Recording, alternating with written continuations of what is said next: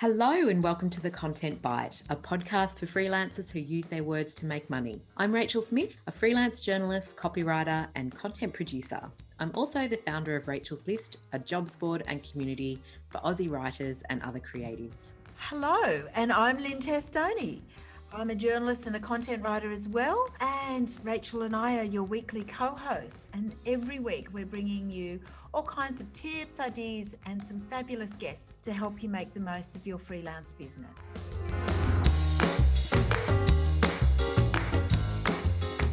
Hi Rach, lovely to see you again. I know it's been a big week for you with the relaunch of the Rachel's List website, but it looks great. Congratulations. Thank you. It has been a big project. There's been lots of sleeplessness. I was actually up till 2:00 last night. And although our listeners can't see me, I'm sitting here at the desk with a heat pack around my shoulders and I'm about to go to the osteo. So it's taken its toll on my brain and my body. But yeah, no, it's really good. We're happy with the new look and we've had some really good feedback and it's been really nice. I think we've also had great feedback about the podcast lately too, which is nice. It's always nice to hear that people are enjoying it and getting a lot out of our amazing guests, of which we have another one this week. So I'm going to let you do the intro this time because I think I did last week's. Yeah, thanks. I'd love to because I'm really thrilled to introduce our guest this week, which is Jac Taylor. Now, Jac is a freelancer like us, and she's not far from us geographically. That's right. But she's taken it up a notch by starting her own content agency, which we thought would be a great thing to chat about today because it's something that we've often thought about. It's a topic that comes up. Mm-hmm. She's the managing director of Crucible Content, and we'll put the link to that in the show notes. She's a passionate proponent of branded content and storytelling and all its forms, written, digital, photographic, video, the whole shebang, really, as well as traditional media. She's had a 20-year career as a travel and lifestyle print and digital editor. She's been a writer for places like Marie Claire, Fairfax, 9MSN, Australian Traveller and the BBC, and she's also been a TV producer on Getaway and The Great Outdoors and Sydney Weekender. Although her clients these days are not just about lifestyle, but she also has academic, healthcare, hospitality and government arenas. Wow. Welcome, Jac. Welcome. Hello. Thanks for having me. Well, we're big fans of your work, Jac, but it must have been a difficult couple of years to be a travel writer and a content specialist. How's it been? Yeah, look, I'm not the right person to ask because I've just been the luckiest person, within the travel writing arena. I landed a couple of really decent sized clients towards the end of 2019. And they just had the makings of foundation clients. I'd officially kind of set up Crucible Content. And then these guys came along and I said, right, these are good foundation clients. And so that's when I really changed over. And all of a sudden I was doing healthcare and I was doing dentistry and I was doing academic stuff. And then, of course, the pandemic came along. And I was doing all of those topics a lot more than travel and lifestyle. So I was just really lucky. It's just luck. It's not good management.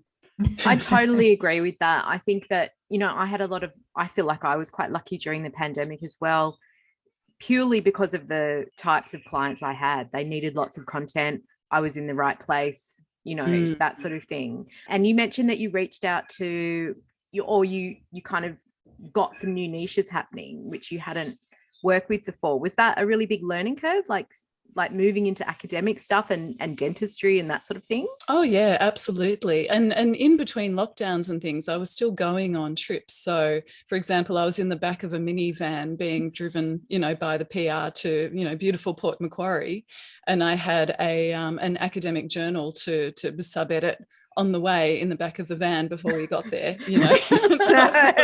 Never a dull moment.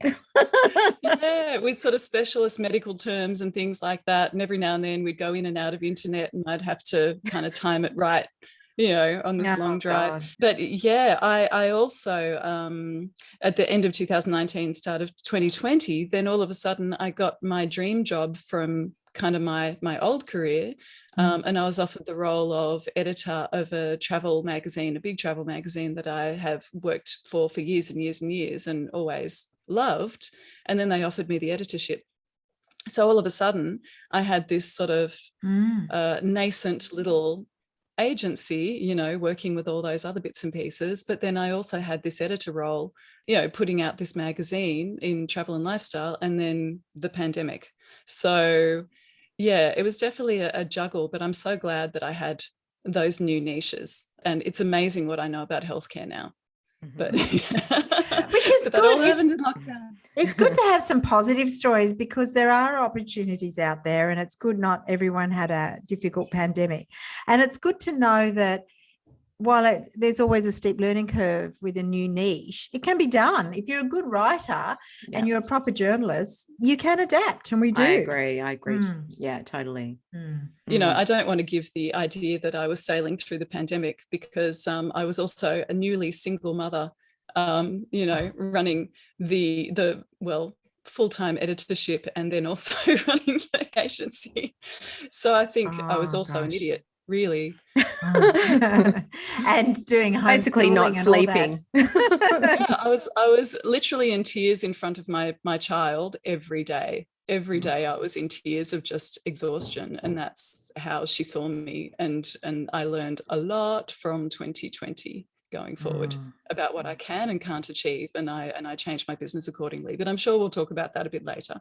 Yeah, absolutely. Yeah. So where do you get most of your clients? It's a really good question. I don't know if I've ever had a client come from just a cold approach. It's all been word of mouth. But very often, if I have had any cold approaches, it's been a one-off job that I've done, you know. And when I was starting to transition from freelance into this, you know, I mean, Rachel's List certainly played a part, you know, because I was just meeting people. I was meeting people all over the joint. I was not only meeting potential, you know, clients for the future, you know, not to take things away from you, Rach. You know, well, good. You know, years past, I'd sort of already worked with them, you know what I mean? But also I was working for agencies, you know, so I was kind of seeing what agencies were doing from the inside, and realizing when I turned up that they were like, oh, wow, you're a natural at this. And I thought, oh, well, then I'll be in charge instead. But, sounds good. But yeah, so generally it's sort of a small job or one-off, and I show what we can do, and then I kind of leverage from there is the most common. What's the difference, you know, with these client approaches? What's the difference between a client that might approach you as a freelancer and a client that might approach you as an agency? Or is it just the job that you kept thinking, this is actually a bigger job and I'm going to need more resources, and that just kept happening? Look, that's very much what you've just said. You know, all these jobs were passing me by because it was just a bigger scope, or it had the potential to have bigger scope than I could achieve. And that's why I've called Crucible, you know, on our little sign-offs and our cards and things, I've called it, you know, a collaborative creative agency, you know, because really it is, and certainly it started off as a collaboration. You know, I called some of the best in the industry and said, look, I've got all of this stuff and it's more than overflow. It's, you know, it's project based. And particularly I was hitting that ceiling, that second glass ceiling, which comes from working for an hourly rate. You know, you work for an hourly rate, the only way you can make more money is to work more hours, you know, and I was working myself into the ground. So yeah, that makes sense. I think that's really, you know, an interesting thing for freelancers to consider who might be in your position, like they're finding those leads coming to them or those opportunities coming to them, but they're just too big to take on as a freelancer. So at that point, you have to think, what kind of model do I want my business to take, and perhaps think about it from that perspective. I don't know. Yeah, no, absolutely. And I'm still, you know, it's such an organic process. You know, it really has taken me a full 3 years transition from the freelancer state of mind to really, this is the first time, you know, this January, as I've come back from a little road trip with my daughter, and, you know, I've sat down at the desk all fresh, and, you know, it's really the first time that I've sat down and I've really felt like a managing director. I felt like I am, at the wheel, it's not sort of just an agency owner being buffeted by the business that comes and goes, but I'm saying, all right, these are the kinds of clients that I'd like to go for. And, definitely all project rate, no more hourly, all that kind of stuff. Yep, absolutely. When you've got an agency, or really as a freelancer anyway, do you think it's so much about relationships? You sort of seem to get things because you've been around for a while, and maybe, as you said, with Rachel's list, people already know your name, so there is always some sort of pre-existing relationship. Do you think that's how it goes? How would a newcomer break into that, do you think? I think it's not just relationships as far as getting clients, but more importantly, I've been able to use relationships that I've formed between me and other freelancers as we start to work together in different ways, So I just took on a big new campaign involving video. And because of the pandemic, I wanted to establish contacts in every city. And it was so nice so that nobody had to fly. And also, it's great. It's a cost saver for the client. If we just have people in each city who can then send things back digitally, it's a much better model. It came to me that I know people, great operators in every city. So I was able to just kind of drop them a line on Messenger or whatever, in a really informal way, and just say, hey, would you be interested in collaborating in this slightly different way? I talk to people who specialize in podcasts and video and editing and all that kind of stuff. And, to not have to go out there and advertise for talent from scratch, but to actually know people from their work, proven people has absolutely fast forwarded me. It has been able to help us develop much more quickly, for sure. You've talked about it being this organic process a couple of times, and it sounds like it was very much like it started off as, collaborating on projects with other freelancers to turning into more of a content model. So can you talk us through how you made the decision to start the agency, and when you made that decision, and how it kind of works? Setting up an agency? I don't know. Well, I don't know. I'm probably the last person to ask, because I just kind of bootstrapped. Seems to be working. Fly by the seat of your pants.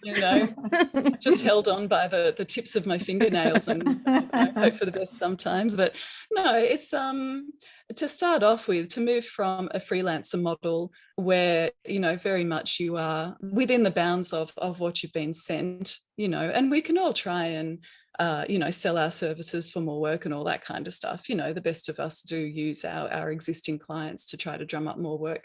But I don't know, I have more to offer now.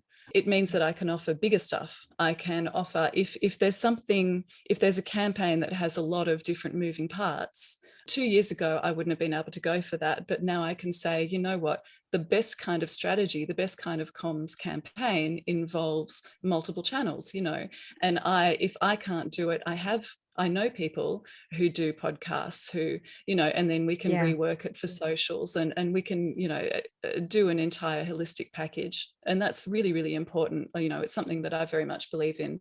You get too many sort of marketing departments who are so ad hoc because they're only just keeping up, but if you can present yourself as an agency, then it means that you are presenting a campaign, you're presenting the whole tamale.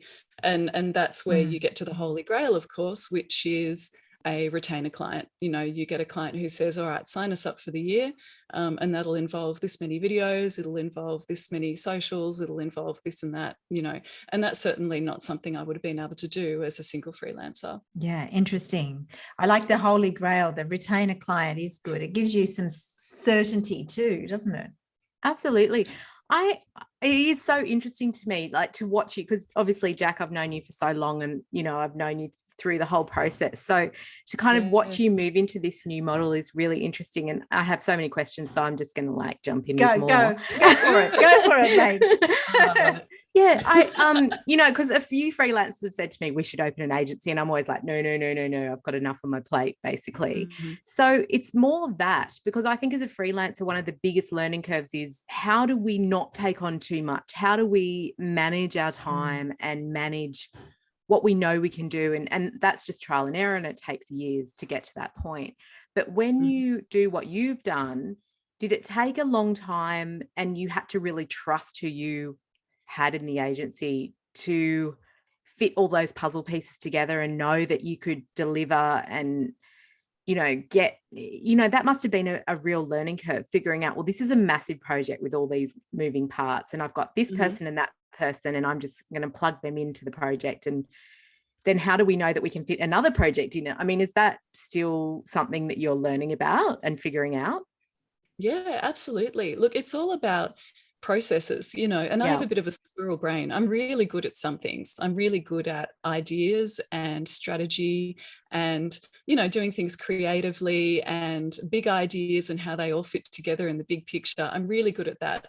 But I come from being a producer, not a production manager. And now I find myself very much in a production management role. And that means that I have to be my worst enemy. I need to answer to myself every day. And it has taken all these years, these, 4 years actually, to get all my workflows down. I've literally just sat there and said to myself, all right, time to write down all the workflows, time to work down all the processes, literally from when a potential client comes to me and says, look, I've got this silly idea, what do you reckon? And then breaking it down into the moving parts, breaking it down further into how much it would cost me, breaking it down into how much, I will be doing personally to ensure that I get paid, which every now and then, unfortunately, that's the bit that always goes first, because you need to deliver, you need to pay your people, and you need to deliver what you've promised to your client. And the first thing that goes, if you haven't done things right in the proposal process, the first thing that goes is your own pay. And that certainly happened to me last year. That is tricky, I can imagine. I think cash flow is always tricky for a freelancer anyway. So the idea of having to manage a business cash flow is a whole extra level on top, isn't it? For sure. And on top of that, if you don't have the processes there, then you don't have room for expansion. This year I do have a few big ideas, and hopefully they'll come to pass. But this is the first year that I feel that I have the knowledge and the organization to be able to make them work. For example, I did take on a staff member last year. It was not the best. It didn't work. It cost me more than it gained me. And really it came down to the fact that the processes were not so finely tuned that I could hand things over. It was still very much a question of that person coming to me and saying, all right, what next? What's going on? I was too embedded in all the processes. Whereas once I write down every finicky little detail, now I'm able to, take on perhaps an assistant this year, which will be huge. Finally taking on a bookkeeper. I wasn't even in a position to do that before. So all that kind of stuff comes from, I can't even remember what the question was anymore, but just it's all that stuff that I certainly didn't do when I was a freelancer, because you can kind of fly by the seat of your pants a bit. It's work in, money in, off you go. But as soon as you've got other people's livelihoods in your hands as well, as soon as you've got other people contracting for you, and there's all sorts of things, like I need to be very conscious of things like sham contracting, which the government is, always keeping an eye on. If you have people working for you so many hours, then, they can't be a contractor. All that kind of human resources stuff that was never my business before. Yeah. It's so true. And I love what you said about the processes, because that's really something that, has become a big thing for Rachel's list this year. And we've got a VA who is amazing and basically has taken that on and said, you've got no kind of actual Google Drive with all your processes. They're all in your head. So let's get them out of your head. So I've spent the last 6 months doing multiple Loom videos, and the VA will take that on board and write the process out. And we've just got reams and reams of processes now. And it's really fascinating to see how someone else approaches things in that efficient way. And I think sometimes it's so good to get those people who think in a different way to you, and they can really bolster your business and help it grow. But I imagine there must be challenges too, like to having people in your team or hiring people. And you said you had that before. Yeah. And it's, when you're drowning, you need help, but it's when you're drowning that you're actually the least equipped to get help, because you're just so far in it that there's nothing that you can hand over. You're just handing over a big pile of mud. Yes. So true. Yeah, I think we've all been there, because it's so hard to delegate, isn't it? Yeah, for sure. I'm slowly getting better at it. I suppose as well, like when the clients come to you and they know, well, we're dealing with an agency, we're dealing with Crucible Content, we're not just dealing with Jac Taylor.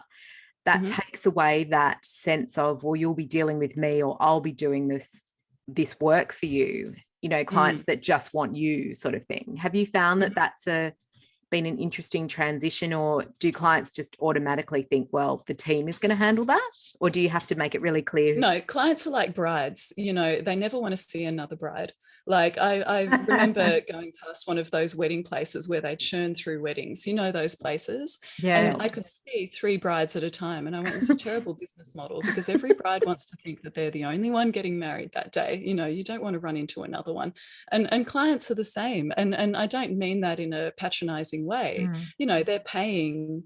And particularly my foundation clients, they started off just dealing with me, and I had to kind of change, flip the script a little bit. I needed to control my message to them over the years very gradually by being very transparent and saying, just so you know, I'm going to have this other person helping me, with this issue or with this project. Their name is this. You might be hearing from them, but of course I will still be doing all this work, reassuring them that I'm not just palming them off, because the worst thing that you can do as the primary of an agency is to gain a project on the strength of your experience and then palm it off to a bunch of juniors. I mean, it's certainly the best model as far as profit's concerned, but yes. Won't get a lot of repeat customers, Yeah, so I really had to make sure that I was very transparent and that I had a lot of communication with the clients as I was working through this new way of doing things. And the other thing is, quality control must be done by me, So whoever does, it needs to pass through my hands anyway. First of all, because I'm a control freak, but second of all, because I owe my clients to be a control freak, and our clients to be a control freak. And you have to remember that when you're first going, again, that's part of the workflow. Remember that if I get another writer to write something instead of me, it's still going to pass through my hands, and that's still billable hours, So you need to be really, really across things with your processes and workflows so that you understand all that kind of extra stuff to bill for. Yeah. And I love what you said about how the messaging is really important. Like, it's not like you could just one day be Jac Taylor, freelancer, and then send an email out and go, hey, I've just started an agency and you'll now be dealing with these 5 people. Like, you just had to be very sensitive to that and how clients might view that and make it a bit of a transition as well if you are going in that direction. Yeah, it's got to be organic. It's you can't do it from one moment to the next, or you're going to lose clients, because they've signed up for one thing. Yeah. But of course, the contrary to that is, if you've got a lot of clients and you're doing quite well, if you have people working in your team, your clients want instant connection. So they don't always, I've certainly dealt with agencies where there's somebody who's at the top who you can never get because they're so busy. It's much better. Sometimes you don't need to see the person who's in charge of the agency. You just need somebody to get a purchase order or to get something minor or to email or to confirm a meeting. So you don't necessarily, and sometimes people just want that time, some instantaneous communication, which you can't do as a managing director of an agency. No, well, that's right. And also still a single mum, So, for example, through school holidays, I now have different processes as during school term times so that I can spend more time with my daughter. As I said earlier, I learned a lot from the year 2020. And it is that no matter what happens next, if we're in lockdown again or we're not, whatever, I've organized things down to what percentage of time I'll be spending with my daughter where I won't be answering to my phone. But I need to do that, and I need to balance it with what's going on with my clients, So you need to compartmentalize your life so that you're there when things are important, when a client wants to talk to you about the big picture, or they have a problem, or I'm okay with giving out my mobile phone number to clients at all times, but if I need to switch my iPhone to focus, which is the best thing ever, then I will, and keep my day in compartments so that I can do some work, but I can also be answerable to clients when they need me. And I give them multiple channels to be able to get hold of me too. Yeah, I think that compartmentalizing thing is a lesson I'm still learning, and I've been freelancing for well over 20 years. Mm-hmm. I just went on a holiday with my family and worked the entire time, and so did my husband. And our kids spent more time on the iPad than at the hotel pool or at the beach. And I just have major guilt about that. And as we left that holiday, I said, this is bullshit. Like, our lives are bullshit, and something has to change. Again. Yes. Something has to change. And we have to actually figure out how we are going to block out time. Like, this is insane. Yeah. You know, I mean, it was the fact that it kind of coincided with me thinking, I've got to start booking holidays because we never go on any, because there's never a good time for us to go on holidays. So I'm just going to book them. So I booked one randomly, not knowing that would correspond with the week that I'm relaunching Rachel's list and with something happening for my husband. So that's a really big lesson, I think, to learn. And I imagine with an agency, it's an even bigger one, because you're managing so many people and moving parts and that sort of thing. I mean, what are some of the biggest challenges to having people in a team, and how do you manage that? Are they employees? Are they contractors to you? Are they freelancers? Do you have a lot of them? How does that all work? So far, my model, I'm glad that I gave my model at the beginning. I gave it a lot of thought and a lot of attention, you know, and it really did take me about a year of thought before I worked on it, which again is just project-based. You know, even if it's sort of clients moving on, even if it is, you know, the Holy Grail, retain a client, but still within that, there are certain finite projects. So I will draw out, you know, the dates of production and all that kind of stuff, so they know when and how they can get hold of me and stuff. But yeah, as you say, it's not just me. And through the pandemic, I've been keenly aware that at points I kind of felt like I was the only person still with paying work for travel writers, because I was getting them writing about, you know, universities and dental care and, you know, all sorts of stuff, because at least it was something, you know, it's all I had to offer. And it wasn't ideal, I think, for people who'd signed on to be travel writers. But yeah, but then I really felt that if they were taking that work, I was probably the only person paying them. And again, last year, I did lots of better things for work-life balance, but then dropped the ball with payroll and stuff like that. You know, like I just didn't have a good process. So now I go into this year with a better process and a bookkeeper, because I know, you know, over the years what I'm good at and what I'm not good at. You reminded me of, everybody has one of those hell trips, Rach. So don't be sad. You know, back when I was just freelancing, I was doing a whole suite of articles for a very, very big tourism organization, and I couldn't say no to the work. But we were going for a long-awaited family trip to New Zealand.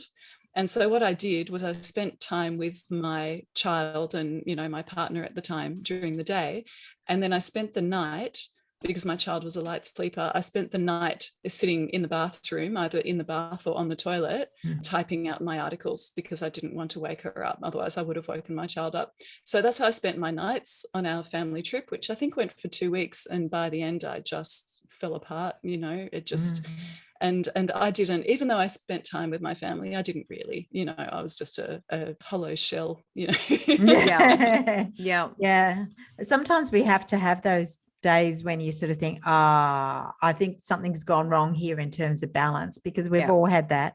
And that's when you realize you've got to put processes in, or book in holidays, or do something, because it is one of the hard things when you both run your own business, which all three of us are doing, but whether Jac's obviously got a bigger business, but essentially you've got to put in time for yourself otherwise. And we often choose this sort of career or this sort of model because we want to spend time with our families or whatever we want to do, or more time, you know, bushwalking or doing yoga, whatever that other thing is. Yeah.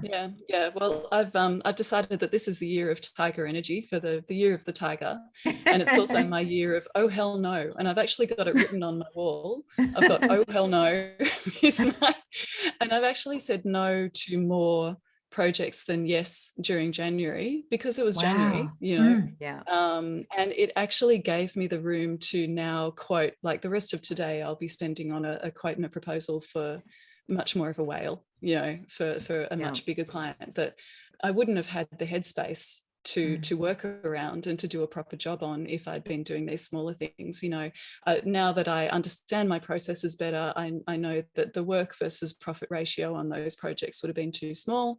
And so I didn't say, oh, hell no to them, just so you know, I was very polite.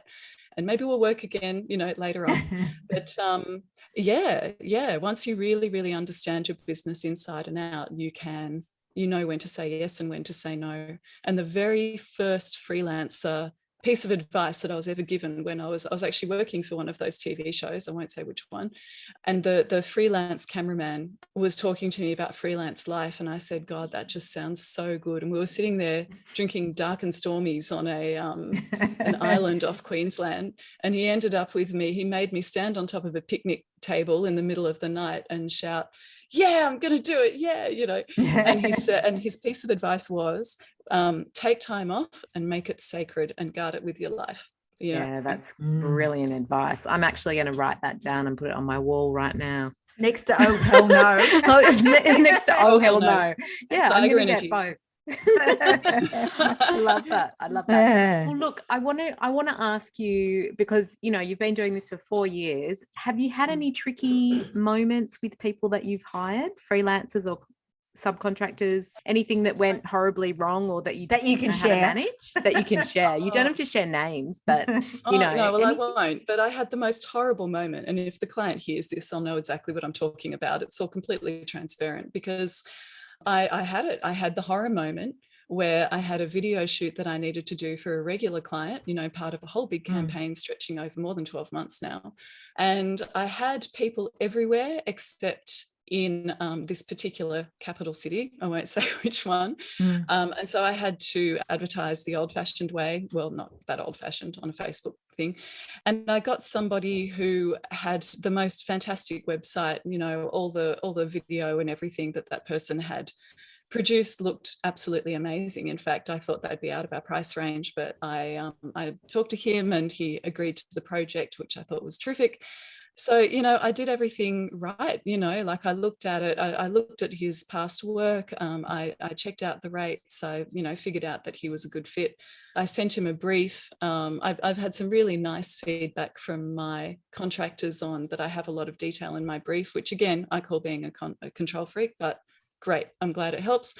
So I did all of that and he did none of it. His video work was so bad that my usual editor said, I'm not sure that he's held a camera before. Oh God. It was also shaky that we kept having to run it through a stabilizer until, there's only so many times you can do it before it becomes unusable.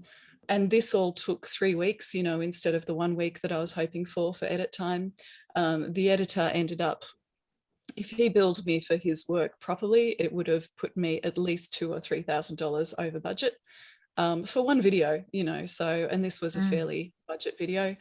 And it put me in this spot where, first of all, I had to, I didn't know, do I pay this guy when this guy has, I got half price from the editor because he's a lovely fellow, but it still put me at least $1,500 over budget. And that came out of my own pocket. So having to pay this guy, I was like, well, what do? I actually don't know. And again, that's where you have to get into the human resources and the, tax office and all that kind of stuff that I've never had to deal with before, to look into what I do if someone doesn't deliver, and this guy has fought it. And so, we've had a couple of emails back and forth, and I'm going to have to continue to have that conversation with him. But I had to figure out, what am I going to do? Am I going to gloss over it with the client, or am I going to be transparent, or am I going to really tell them all about my problems, or, at what degree is my communication with my client? And I was very transparent, and I just said, look, we are working on this. It looks like this time frame. I'm so disappointed with this. Where we want to make sure that it's the right quality, and again, I brought it back to quality control and said, I'm not happy with this quality, so I don't want to release it to you in this time frame. We need more time to make it the quality that we expect for you. But there was no chance of a reshoot or anything like that, so it was just a cold feeling in the pit of my stomach. And then on top of that, the way that he didn't follow the rules for digital delivery, and so it was stuck in a Dropbox where I couldn't download it because it was such a huge file. It was something like 330 gig. I couldn't download it. It just kept limiting itself, and oh my God. And it stretched on. It stretched on for well over 2 months, having to deal with this. Whereas, the videos with my usual people, I've delivered in, 3 weeks. So yeah, it was a horrible cold feeling, that one. That is an awful feeling. I think we've all had some element of that, not at that extent, but yeah, it's a terrible feeling. Yeah. So that guy basically put fake videos on his portfolio? He must have. So, I'm still figuring out what I do next. I've said to him, look, should we just walk away, or do you want to continue to talk about this and argue that you've done nothing wrong? And then I'm going to have to talk to a professional organization. And yeah, so difficult. Yeah, because I don't want other people to hire this guy on the strength of this website. Yeah, absolutely. So, wow. Well, if that's the worst thing that's happened, you're probably in for a dose of good luck, hopefully, with your writers. Yes. Well, again, like I know so many writers that, they're all known quantities pretty much. Yeah. Although there was one that I thought was really good, and I wanted to keep on. He was actually a friend of a friend of a friend, and I wanted to keep him on the roster, but then I actually ran into him on Hinge, and now it's awkward. So don't date your freelancers. There's a lesson. Fair enough. Gosh. Yep. Well, I mean, we ask everybody this question about the tools that they most like using, the digital tools and that sort of thing. Obviously, they'll be different considering what you do, but what are the tools that you'd be lost without? What helps you keep all the balls in the air, so to speak? I don't know how different it is. I think I just lean on them more. I've tried Trello and all those bits and pieces. Asana, I find, is the best as far as, I love the way that it looks like a workflow. Again, it's so nicely compartmentalized. It says do this now, do this tomorrow, do this week. And then it's color coded, which I color code everything because Squirrel Brain works with that. And yeah, so I know, I can sort of have a look at a project at a glance and see what's going on. I talked about the focus tool on iPhone, and I'm using that more and more, just as far as setting better boundaries. So what's the focus tool? Is that sort of that an app? Oh, it's if you I don't know if you have to have sort of the, a latest iPhone or whatever. Yeah. I just changed mine, so I don't know. If you get to the little control center bit, there's one which says focus, and there's do not disturb, or there's personal focus. There's different things that you can do. So for example, right now I know I'm not going to get a call because I'm on focus. The only person that can get through is the school, just in case something's happening with my child. So yeah, that's fantastic for setting boundaries, because these days I do talk to the brides and tell each other that I'm working with other brides and their turn comes tomorrow, that kind of stuff. But I've also this year, and I've been meaning to do it for 2 years, but now I'm in a position I can, I've started to implement the theories from a book called Profit First. And that's been a life changer. Yeah, absolute life changer. Okay. Wow.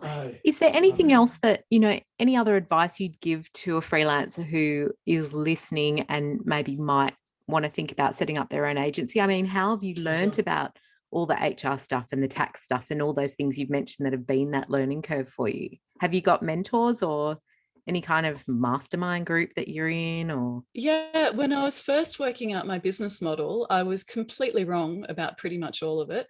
And I went to, in the state of New South Wales, and I wouldn't be surprised if other states have it as well, they have free business coaching. So you can actually sign up for a certain number of free business coaching sessions.